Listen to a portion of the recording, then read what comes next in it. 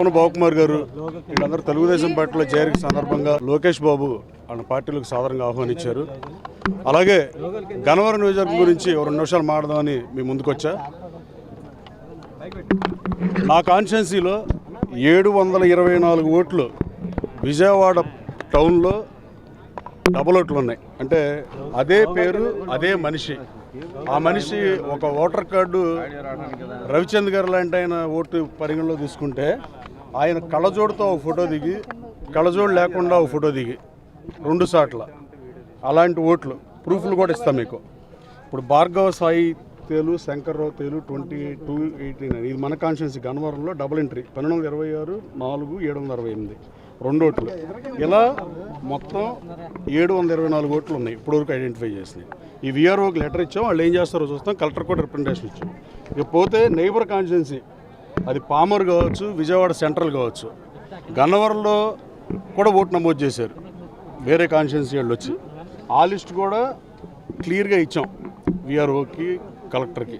వీళ్ళు చర్యలు తీసుకోకపోతే తదుపరి ఎలక్షన్ కమిషన్ దృష్టికి తీసుకెళ్తామా, దీని కార్యక్రమం తీసుకోవాలి. దయచేసి దీన్ని కవర్ చేయమని మీడియా మిత్రులందరికీ అడుగుతున్నా.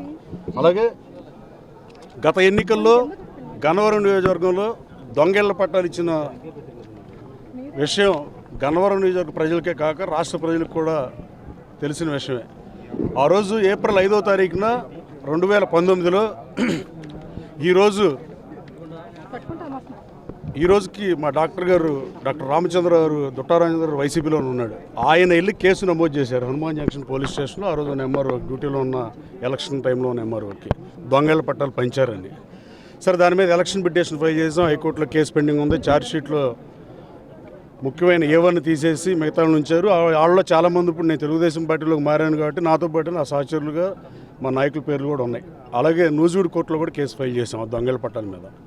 సరే, గతం కథ అని వదిలేద్దామంటే అది జరిగిపోయిందని చరిత్రలో కాలగమంలో కలిసిపోతుంది. కాబట్టి ఇప్పుడు ఈ ప్రభుత్వాన్ని డిమాండ్ చేస్తున్నా, జగన్మోహన్ రెడ్డి గారు మీరు రాష్ట్ర వ్యాప్తంగా ఇళ్ల పట్టాలు ఇచ్చినప్పుడు, నేను వైఎస్ఆర్ కాంగ్రెస్ పార్టీలో ఉన్నప్పుడు 5 మాసాలు ఇన్ఛార్జ్గా ఉన్నప్పుడు గన్నవరం టౌన్లో 700 మంది అర్హులకి నిరుపేదలకు ఇళ్ల పట్టాలు నేనే ఇచ్చా. ఆ పొలం ఎక్వైర్ చేసిన వాళ్ళ దగ్గర, రైతుల దగ్గర జాయింట్ కలెక్టర్కి కమిషన్ నేను ఇవ్వనివ్వాలి. నా పేరు చెప్పమన్నా, నేను తీసుకోవాలి కిక్ బ్యాక్లు. అక్కడ అప్పారావు మరలపాలెం, అలాగే విశ్వేశ్వరరావు మరలపాలెం అట్ట పొలాలు, అలాగే వెనికేపాడులో 2000 మందికి ఇళ్ల స్థలాలు ఇచ్చా, బాపులపాడులో ఇచ్చా. తర్వాత మీరు ఎప్పుడైతే నన్ను నియోజకవర్గానికి వెళ్ళొద్దన్నారో అప్పటి నుంచి నేను నియోజకవర్గానికి దూరంగా ఉన్న కార్యకర్తలు, సహచరులు, నాయకులు, అభిమానుల ఇళ్లలో పెళ్లిళ్ళకి, అశుభకార్యాలకి అటెండ్ అయ్యా. తర్వాత పరిణామాలు నేను తెలుగుదేశం పార్టీలో చేరడం మీడియా మిత్రులందరికీ, రాష్ట్ర ప్రజలందరికీ తెలుసు.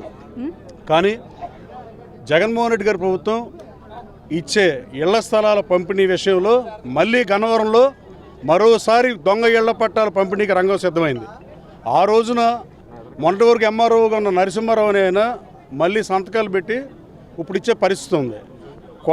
కొండలు మాయమైనవి. ఆ కొండగట్టు పొలాలు, అసైన్డ్ ల్యాండ్ని పొజిషన్ సర్టిఫికేట్ ఇద్దామని ప్లాన్ చేసే పరిస్థితి కొన్ని గ్రామాల్లో అసైన్డ్ ల్యాండ్ని, కొన్ని గ్రామాల్లో ప్రైవేటు వ్యక్తుల దగ్గర భూమి తీసుకుని మా అంగీకారంతోనే ప్రభుత్వానికి ఇస్తున్నాం, ఇప్పుడు డబ్బులు లేకపోయినా పర్వాలేదు అనే పరిస్థితుల్లో కొన్ని గ్రామాల్లో మళ్ళీ దొంగల పట్టాలు ఇవ్వడానికి రంగం సిద్ధమైంది. జగన్మోహన్ రెడ్డి గారు మీరు ఇద్దాం అనుకునేది ఇదేనా?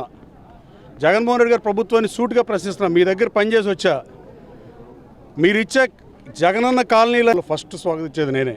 నేను గన్నవరం నియోజకవర్గంలో మట్టి తోటకు రాజకీయాల్లోకి రాలా. నేను గన్నవరం నియోజకవర్గంలో అవినీతికి కానీ అక్రమాలకు కానీ పాల్పడలా. కానీ మళ్ళీ ఇట్లాంటి ఇళ్ల స్థలాలు ఇచ్చి ముందు పొజిషన్ ఇచ్చి, ఇప్పుడు కొండ తీసేసిన తర్వాత లేకపోతే ప్రభుత్వ పోరంబాక పొలాలని పొజిషన్ ఎలా ఎత్తారు, దానికి రెజల్యూషన్ చేసి ప్రాపర్గా డాక్యుమెంటేషన్ అయిపోయిన తర్వాత పంచితే పర్లేదు. కానీ ఇట్లా దుర్మార్గంగా పంచితే అది మీ ప్రభుత్వానికే మాయని మచ్చగా తెలియజేస్తున్నా. ఈ దొంగేళ్ల పట్టాలు అయితే పరిశీలించి తీసుకోమని నా నియోజకవర్గ ప్రజలందరికీ అభ్యర్థన చేస్తున్నా. పోయినసారి దొంగేళ్ల పట్టాలు అన్నిటి కలిపి మేము కేసు పెట్టాం. మళ్ళీ అదే పరిస్థితి రంగం సిద్ధం అవడం బాధాకరం. ఒకవేళ నిజంగా ఈ మంచి పట్టాలు అయితే నేను కూడా స్వాగతిస్తున్నా. వైఎస్ఆర్ కాంగ్రెస్ పార్టీ ప్రభుత్వాన్ని డిమాండ్ చేస్తున్నా, ఇది గన్నవరంలోనే చేస్తున్నారా, రాష్ట్ర వ్యాప్తంగా చేస్తున్నారా? ఒకసారి సరి చూసుకుని పంచమని ఈ రాష్ట్ర ముఖ్యమంత్రి గారు కూడా పేద ప్రజల పట్ల నా ఎస్సీ, నా బీసీ, నా ఎస్టీ సోదరులకి, మైనార్టీలకి అని చెప్పే ముఖ్యమంత్రి గారు గన్నవరంలో కరెక్ట్ పట్టాలు ఇవ్వమని మీ ద్వారా డిమాండ్ చేస్తున్నాం. సార్ వెంకట్రావు గారు, ఈసారి మీ ఎన్నికల్లో మీ ప్రత్యర్థి ఎవరు?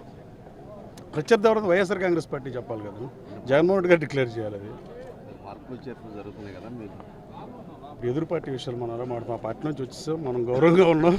మనం తెలుగుదేశం పార్టీ అభ్యర్థిగా నన్ను చంద్రబాబు నాయుడు గారు, అలాగే లోకేష్ బాబు గారిని, అలాగే జనసేన అధ్యక్షుడు పవన్ కళ్యాణ్ గారిని నన్ను ఫస్ట్ లిస్టులో అభ్యర్థిగా ప్రకటించినందుకు మీడియా ముఖంగా ధన్యవాదాలు తెలియజేస్తున్నా. ఎవరైనా ఎదుర్కొంటాం. ఎలక్షన్ అంటే ఎవరైనా ఆడాలిగా, యుద్ధం ప్రత్యర్థిని బట్టి ఆడతామా? యుద్ధం చేద్దాను, ప్రత్యర్థి ఎవడైనా ఒకటే కదా, అట్లా కాకుండా ఏమైనా ఉంటుందా? పోనీ ఉండదు కదా. అంతిమ విజయం. Thank you so much. ఈ దొంగల పట్టాలి, దొంగ ఓట్లది ఒక సమస్య అయితే ఈ విఆర్ఓని కానీ సంబంధిత అధికారులని డిమాండ్ చేస్తున్నాను. అలాగే పోలీస్ సోదరులు కూడా నా నియోజకవర్గంలో ముఖ్యమంత్రి గారు ఒక్కసారి మీరు ఇంటెలిజెన్స్ రిపోర్ట్ తెప్పించుకోండి. తెలుగుదేశం పార్టీ కార్యకర్తల మీద వైఎస్ఆర్ కాంగ్రెస్ పార్టీ కార్యకర్తలు దాడి చేస్తే వైఎస్ఆర్ కాంగ్రెస్ పార్టీ వాళ్ళు కూడా తెలుగుదేశం పార్టీ కార్యకర్తలని sub inspector of police press మీట్లు పెట్టే దుస్థితిలో నా నియోజకవర్గం ఉంది. అంటే మీరు వైసీపీ కార్యకర్తలు కూడా తెలుగుదేశం పార్టీ కార్యకర్తలుగా మారుస్తుంటే వైఎస్ఆర్ కాంగ్రెస్ పార్టీ చూస్తే ఎలా ఊరుకుంటుందో నాకు తెలియట్లా. అలాగే జిల్లా ఎస్పీని కూడా డిమాండ్ చేస్తున్నాను. నా నియోజకవర్గంలో శాంతి భద్రతలను మీరు కాపాడకపోతే రాబోయే కాలంలో జరిగే పరిణామాలకు నేను బాధ్యుడిని కాదు. తెలుగు యువత పటిష్టంగా ఉంది, 5,000 మందితో ఉంది. రాబోయే కాలంలో పద్దాకా దాడులు చేసి మొన్న కాసనేని రంగబాబు నాయుడు మీద గన్నవరం పిఎస్సిఎస్ మాజీ అధ్యక్షుడి మీద దాడి చేసి అది రియల్ ఎస్టేట్ గొడవగా చిత్రీకరించారు, దోషులను తప్పించారు, వేరే వాళ్ళలో అమాయకులను ఇరికిచ్చారు. అలాగే ఈడుపుగంటి కృష్ణమూర్తి గారిని ఒంగుటూరులో 77 సంవత్సరాల వృద్ధుడి ఇంటి మీద రాత్రిపూట 10ంటికి తలుపులు కొట్టారు. అలాగే నిన్నగాక మొన్న పొద్దున రామకృష్ణ తెలుగు యువత అధ్యక్షుడు బాపులపాడు టౌన్లో అతని మీద దాడి చేసిన ఆ ఎస్ఐ చెప్తాడు కౌంటర్ కేసు కట్టాడు. మళ్ళీ ఇద్దరు తెలుగుదేశం పార్టీ కార్యకర్తలు, అయ్యా ఎస్ఐ గారు నీకు తెలిసినట్టు మాట్లాడు, నువ్వు కూడా వీఆర్కి వెళ్తావు. ప్రభుత్వానికి భయపడి దుర్మార్గంగా వ్యవహరిస్తే రాబోయే కాలంలో ప్రభుత్వం వచ్చినాక మేము కూడా న్యూటన్ థర్డ్లాగా ప్రతి చర్యకు సమానమైన వ్యతిరేకమైన ప్రతి చర్య ఉంటుందని మీకు తెలియజేస్తున్నా.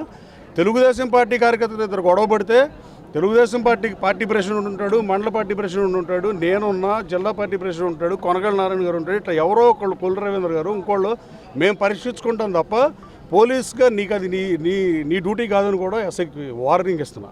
అది దుర్మార్గంగా వ్యవహరిస్తాం, చాలా బాధాకరం. పోలీస్ శాఖ నిష్పక్షపాతంగా ఉండకపోయినా కనీసం ప్రభుత్వ పక్షాల నుండి 60 పైసలు లేకుండా 40 పైసలు నిజాయితీ ఉండాల్సిందిగా పోలీసు వారిని కోరుతున్నా. Thank you.